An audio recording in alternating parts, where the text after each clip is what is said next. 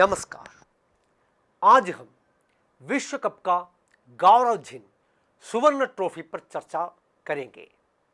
क्या आपने कभी एक अचेतन वस्तु को भारी संवेदना के साथ किसी पागल दल द्वारा चूमते हुए देखा है? हाँ, देखा है। तो वो हर विश्व कप फुटबॉल के अंतिम मैच के बाद विजयी टीम का प्रदर्शन होगा। इस वेला में भी 3 साल पहले टीमों ने इस कप के लिए लड़ाई शुरू की थी। दिसंबर में अंतिम मैच के बाद एक टीम पृथ्वी को हाथ में उछालते हुए उस ट्रॉफी को चूमेगी।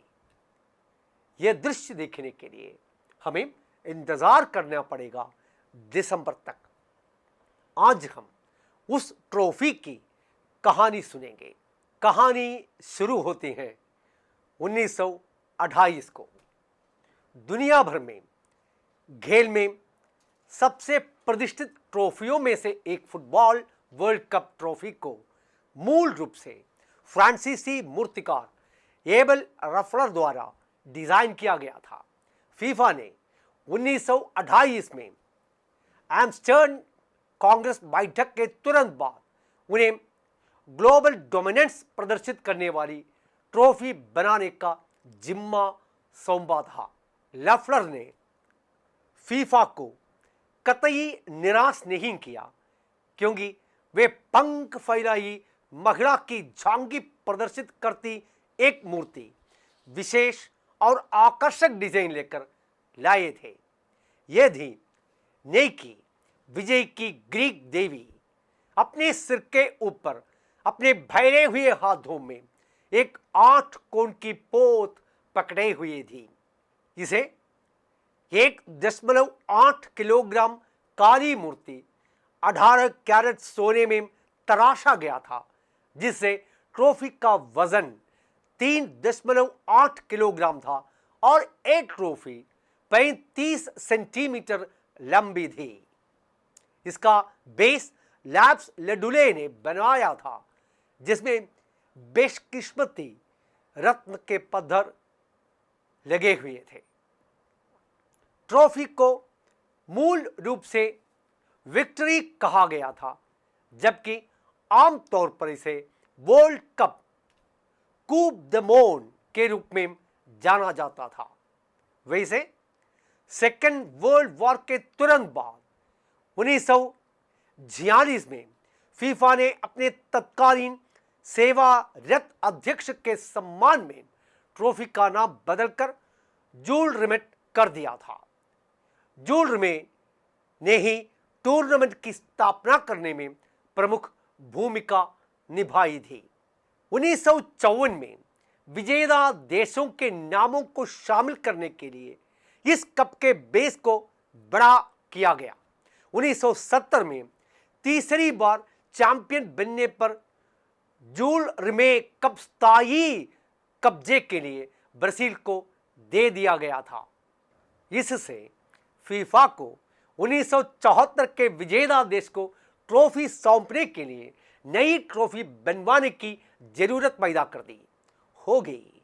दुनिया भर से फीफा को सौंपे गए 54 डिजाइनों में से चुनी गई नई ट्रॉफी को इटालियन मूर्तिकार सिल्वियो गार्सेनिया ने डिजाइन किया था। यह ट्रॉफी भी 18 कैरेट सोने में सेट की गई थी और इसकी भी ऊंचाई फिर से गजानिया की कृति की तरह निर्माण 36 सेंटीमीटर रखी गई। इसका वजन 4.970 किलोग्राम है। कॉम्पैक्ट मूर्ति वाली इस ट्रॉफी में विक्ट्री के उत्साहजनक मोमेंट्स को प्रदर्शित करती बेस से बाहर निकल रही लाइंस घुमावदार आकार में उड़ती दिखाती देती है। ये दुनिया को अपनी बाहों में समा लेती दिखाई देती है, जिसमें 2 एथलीटों का आकार दिखाई देता है। 1974 के बाद से अब ट्रॉफी स्थायी कब्जे से फीफा के पास है और विजेता देश को केवल एक सोने की परत चढ़ाई गई रेप्लिका दी जाती है। यह हर बार वर्ल्ड कप अवार्ड वितरण समारोह के समाप्त होने के बाद दिया जाता है। 2042 के बाद एक नई ट्रॉफी को डिजाइन किए जाने और बनवाने की आवश्यकता है, क्योंकि वर्तमान ट्रॉफी 1974 से 2038 तक के केवल 17 विजेताओं के नाम भरने के लिए डिजाइन किया था। इसके बाद वर्तमान ट्रॉफी को रिटायर कर दिया जाएगा और उसे म्यूजियम में फीफा के हेड ऑफिस में स्थायी रूप से रखा दिया जाएगा।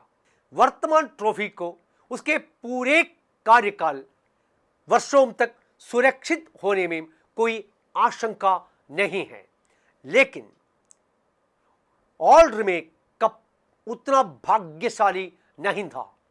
पहले तो इसे शू बॉक्स में छिपाकर म्यूजियम की एक बिस्तर के नीचे ही रखा दिया गया था। 1966 में किए गए एक गंभीर प्रयास में एक बार ये ट्रॉफी चोरी से बच तो गई, लेकिन आखिरकार 1983 में यह ट्रॉफी ब्राजील के कब्जे से चोरी हो गई। यह कप सेकेंड वर्ल्ड वॉर के दौरान इटली में था, क्योंकि उन्होंने 1938 में यह टूर्नामेंट जीत लिया था। वॉर शुरू होने पर पहले इसे रोम में एक बैंक के सेफ लॉकर में रखा गया था, लेकिन जब नाजियों ने इटली में प्रवेश किया तो फीफा के उपाध्यक्ष डॉक्टर अटोरिनी बर्सी ने कप को तस्करी से बचने के लिए बैंक से बाहर करवाकर इसे अपनी कस्टडी में ले गया। बर्सी ने फुटबॉल की इस सबसे नायाब निशानी को एक जूते के डिब्बे में छिपाकर उसे अपने बिस्तर के नीचे सतर्कता बरतते हुए वहां रख दिया जब तक ग्रेट वॉर समाप्त न हुआ।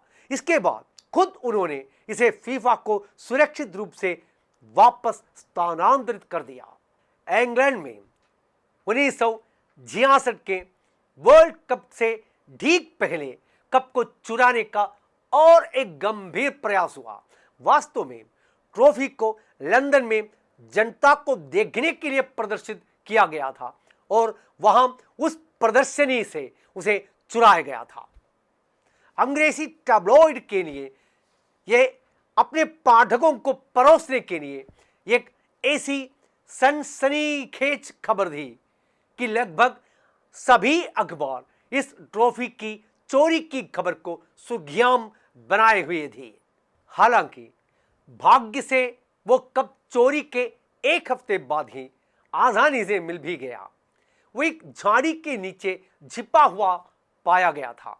हुआ यूं कि एक टेम्स नदी पर काम करने वाले कर्मचारी 26 वर्षीय डेविड कॉबर्ट एक फोन कॉल करने के लिए अपने कुत्ते के साथ टहलते हुए अपने साउथ लंदन स्थित अपार्टमेंट से बाहर निकले और जब कॉर्बेट कॉल कर रहा था तब उसके 2 साल के मॉन्ग्रल कुत्ते पिकल्स को अचानक फोन बूथ के पास झाड़ी के नीचे एक अखबार में कुछ लिपटा हुआ मिला।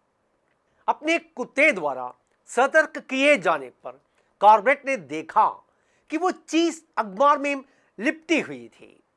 कॉर्बेट ने बताया, पिकल्स द्वारा आकर्षित किए जाने और करीब से जांच करने पर मैंने पाया कि अखबार में कुछ और ही था। मैंने रैपिंग के निचले हिस्से को खींचा और जब अखबार को पूरा हटाया तो देखता हूं कि उस पर जर्मनी, उरुग्वे और ब्राजील के नाम लिखे थे। फुटबॉल प्रेमी होने के नाते मुझे ध्यान आया कि वो तो वही ट्रॉफी है जिसे चुराया गया था। मैं खुशी से मारे उछल पड़ा और उसे लेकर कार सीधे पुलिस स्टेशन की ओर मोड़ दिया। इस खोज के बाद कॉर्बेट और पिकल्स दोनों रातों रात स्टार बन गए। 1970 में पिकल्स की मौत हो गई, जिस साल यूल रिमेट कप को ब्राजील ने स्थायी रूप से अपने पास रखने का अधिकार जमा लिया था। कप की किस्मत का दौर आखिरकार 1983 में समाप्त हो गया। स्थायी रूप से इस चमकदार ट्रॉफी का अधिकार पाने के तुरंत बाद ब्राजील की चैंपियन बनी टीम के सदस्यों में से एक गलती हो गई, ट्रॉफी का टॉप गायब पाया गया। वो ब्राजीलियाई रिजर्व डोवियो द्वारा पाया गया था, जिन्होंने उसे स्टेडियम से बाहर निकलने पर एक युवा दर्शक के पास वो पाया था। सतर्क डोवियो ने चौकस नजर के सहारे स्टेडियम से बाहर निकल रहे एक युवा दर्शक के पास इसे बरामद कर दिया। 19 दिसंबर 1983 की रात को चोरों ने ब्राजीलियाई फुटबॉल महासंघ के कार्यालय में सेंध लगाकर इस ट्रॉफी को दूसरी बार फिर से चुरा लिया। चोरों ने अपने काम को अंजाम देते ही इसे गिरा भी दिया, जिससे उसे घोंच निकालने की संभावना समाप्त हो गई और उसका पुराना स्वरूप हमेशा के लिए समाप्त हो गया। उसके बाद फीफा और ईस्टमैन कोडैक कंपनी के आग्रह पर एक जर्मन फर्म विलियम जीस्ट एंड सन्स द्वारा उसी हूबहू ट्रॉफी को फिर से रिकास्ट करके ब्राजील को दिया गया। दिलचस्प बात यह है कि हाल ही में कप का बेस फीफा के वॉल्ट से मिला और अब उसे फीफा म्यूजियम में प्रदर्शन के लिए रखा गया है।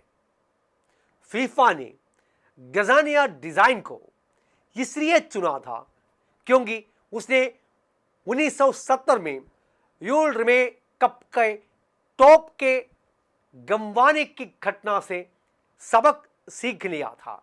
इटालियन गजानिगा के डिजाइन में टॉप नहीं था। तो फिर मिलेंगे, तब तक के लिए धन्यवाद।